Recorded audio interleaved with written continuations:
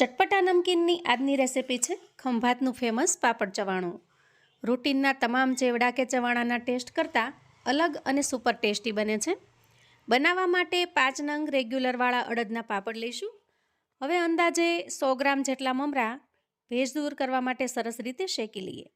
ત્યારબાદ એક કડાઈમાં થોડું તેલ ગરમ કરવા મૂકીશું।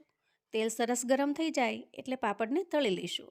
અહીંયા પાપડ ઓવર ફ્રાય ન થઈ જાય એનો આપણે ખાસ ખ્યાલ રાખવાનો છે।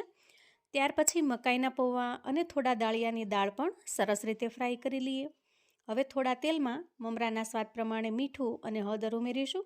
મમરાને સરસ રીતે એમાં મિક્સ કરી લઈશું અને ચવાણા માટે સરસ ટેસ્ટી મસાલો પણ બનાવી લઈશું। જુઓ, કાશ્મીરી લાલ મરચું, મીઠું, ચાટ મસાલો, દળેલી ખાંડ સરસ રીતે મિક્સ કરી લેવાની છે। હવે પાપડને આ રીતે ક્રશ કરી લઈએ।